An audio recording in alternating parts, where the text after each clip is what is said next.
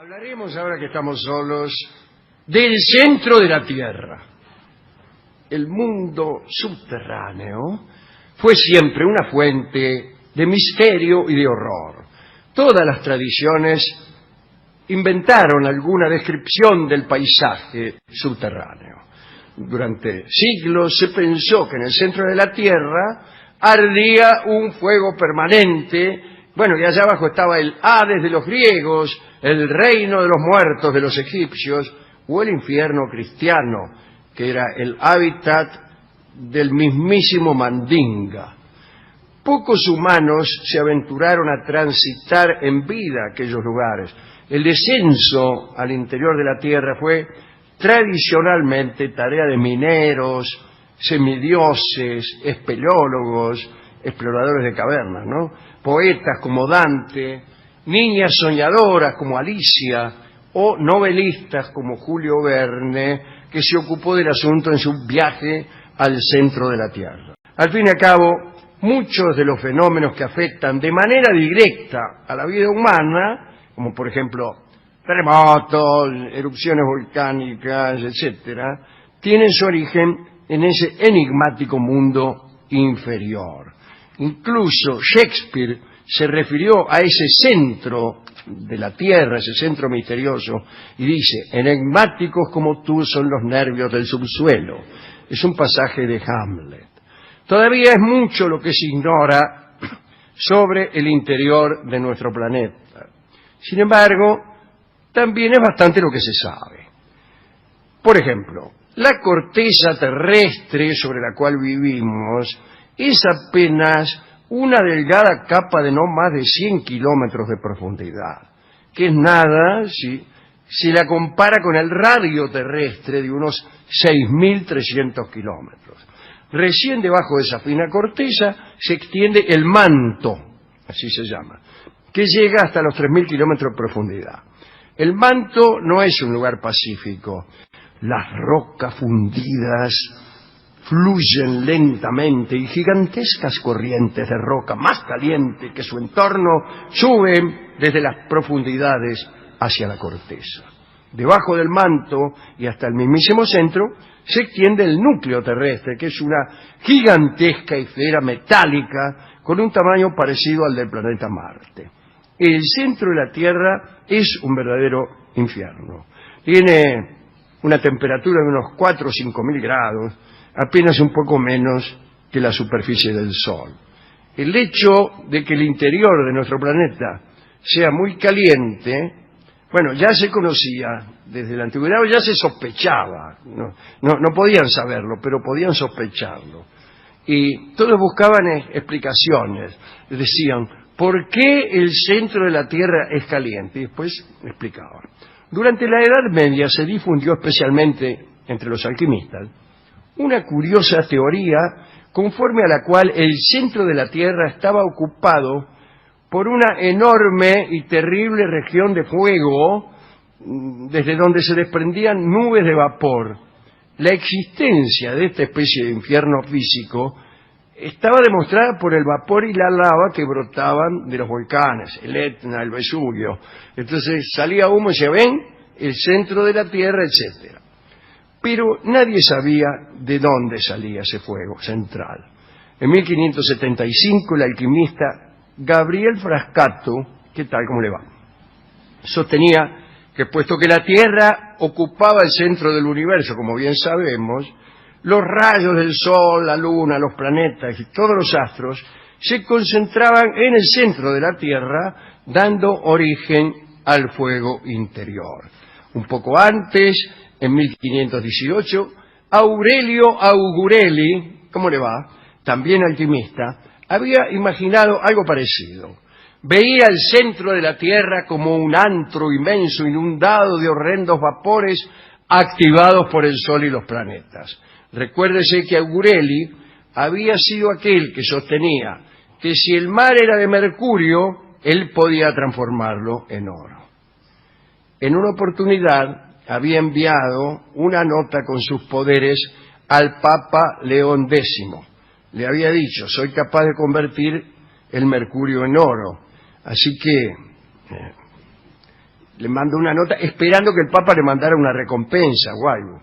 Y el Papa le envió una bolsa vacía con una nota que no estaba a fabricar él su propia recompensa. Lo cierto es que la doctrina del fuego central estaba ampliamente difundida y el propio Georgius Agricola, a quien se considera el padre de la mineralogía, dio cuenta de razones menos extravagantes. Para este muchacho Agricola, el fuego central se originaba en la combustión del carbón y en el rozamiento entre los vapores y las estrechas paredes entre las cuales éste se movía. En realidad, nadie era capaz de explicar de manera convincente ni el origen ni la razón por la cual el fuego central se mantenía. Porque la verdad es que no hay tal fuego central, ni nada que se le parezca. El centro de la Tierra no está ocupado sino por hierro a muy altas temperaturas. Una curiosidad, hubo quienes quisieron medir la temperatura del infierno. Ya en la antigüedad vivía un personaje que se pasaba midiéndolo todo y al que hemos visto hace apenas un momento. Se llamaba Eratóstenes de Cirene. A decir verdad, algunas de sus mediciones despertaron admiración. 230 años de la era cristiana y 1750 años antes del viaje de Magallanes, Eratóstenes calculó la circunferencia de la Tierra usando una vara de mimbre y la sombra proyectada por ella y obteniendo una cifra asombrosamente exacta. Yo sé cómo hizo el tipo. El tipo puso una vara en Alejandría y otra vara en el lugar donde él calculaba que estaba el sol cuando estaba exactamente el día de la primavera, cuando estaba, no el primavera, el verano, cuando estaba sobre el trópico. Y vio que había una diferencia de 8 grados en la inclinación de la sombra. Cuando vos pones el palito vertical exactamente sobre el sol del mediodía, no hay sombra ninguna. Si lo pones en Alejandría, tenés una sombra que te da un ángulo de 8 grados. Entonces basta con medir la distancia que hay entre Alejandría y esta ciudad, que se llamaba Siena también, y que estaba exactamente sobre el trópico, y decir, tantos kilómetros igual a 8 grados. 1 grado igual a tantos kilómetros sobre 8. 360 grados tanto, y ahí te da el diámetro de la Tierra. Este muchacho Eratóstenes lo calculó y dijo, eso más o menos me da 40.000 kilómetros, y apenas un poco mayor que el tamaño real de la Tierra. Muchos estudiosos se encargaron de mediciones fantásticas. Isaac Newton tuvo 3 obsesiones. Quería conocer la altura de la Torre de Babel, la latitud del paraíso terrenal y el peso del unicornio. Y ahí está nuestro amigo, el arzobispo James Ussher, aquel que calculó el día de la creación del mundo. Quiso también saber algo acerca de las temperaturas infernales, ¿no? Ussher la dedujo del Apocalipsis.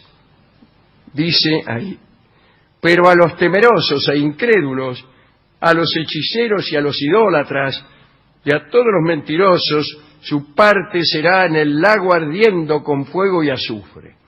Como la temperatura de evaporación del azufre es 444.6 grados centígrados, para que exista un lago de azufre en el infierno, debe ser la temperatura menor de 444, que es cuando el azufre se evapora, si no, no sería un lago. No deja de ser sorprendente e importante saberlo a la hora de decidir uno qué clase de vida va a llevar. Y si uno se dispone a pecar, hay que pensar, son 444 grados o menos. Otros cálculos de Ussher son estos. Creación de la Tierra. La creación de la Tierra fue en el anochecer previo al domingo 23 de octubre del 4004 a.C. Expulsión de Adán y Eva del paraíso. lunes 10 de noviembre de 4004 a.C. Final del diluvio universal, o sea, el arca de Noé depositándose sobre el monte Ararat. Miércoles 5 de mayo de 2348 a.C. Digamos, para terminar, algo acerca de los movimientos de los continentes. Los continentes se mueven. Yo no sé para qué viajamos. Las ciudades semovientes son una buena idea. En vez de viajar uno a Córdoba, se para a esperar que pase. En uno de los cantos rituales de los aqueos, la Ilíada, se compara a la aurora con una diosa de rosados dedos y a los continentes con dioses migratorios y errantes. Homero tomó la primera metáfora, pero no la segunda, la de errantes, que fue recogida por el poeta romano Ennio Claudio, que la transmitió al Islam.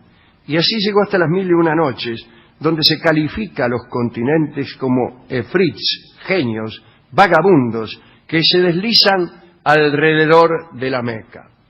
Borges decía que la humanidad dispone de un número limitado de metáforas, que las diversas culturas utilizan como pueden y se transmiten unas a otras.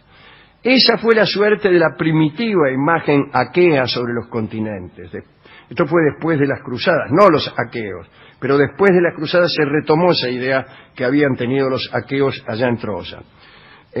Y ahí se encuentra con frecuencia en los escritos de Occidente en los siglos XVI y XVII.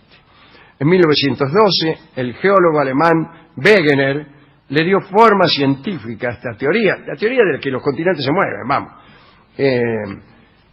O sea, ahora se llama de la deriva continental, según la cual todos los continentes son los restos de un supercontinente que había existido en alguna época. Wegener estaba impresionado por la similitud de la costa africana y sudamericana. Y este fue el detonante de sus teorías. Al continente primario lo llamó Pangea. Hace 200 millones de años se abrió el océano Atlántico y Europa se separó de América del Norte y África de América del Sur. Mirá vos. Hace solo 35 millones de años, la India chocó con Asia y se incorporó a ella. Debió haber sido un día memorable. Bueno, hace 10 millones de años nada más, empezó a abrirse el Mar Rojo. Si uno se da cuenta que hace poco, porque veo que el Mar Rojo parece que todavía no estuviera muy abierto. Bien, un último detalle. Todas las religiones antiguas dieron cuenta de los terremotos. Para los griegos, el responsable era Poseidón, el dios de las aguas, que en las frecuentes disputas con otros dioses solía conmover la tierra firme y agitar las montañas como muestra de enojo, ¿no? En la versión japonesa, los terremotos estaban a cargo de Nanokami, ¿qué tal?, que también se ocupaba de la fertilidad. En el norte de Sudamérica existió alguna vez un tal Chibchacum. ¿Cómo me gustaría llamarme Chibchacum? Y que llevaba la tierra sobre sus hombros. Cada vez que Chibchacum se cansaba de su postura y pasaba la tierra de un hombro a otro, los nativos padecían terribles terremotos. Me acuerdo de otra tradición que dice que el Japón está enclavado sobre una especie de gigantesca sanguijuela que está ahí bajo tierra de norte a sur y que cada vez que se sacude la sanguijuela ocurren los terremotos. Me parece una explicación verdaderamente científica. En la isla de Samoa, cada vez que temblaba la tierra, o tal vez cuando había un eclipse, o a lo mejor cuando explotaba un volcán, los lugareños cantaban, acaso para aplacar a los dioses, o tal vez por puro gusto, esta canción, la canción de la tierra.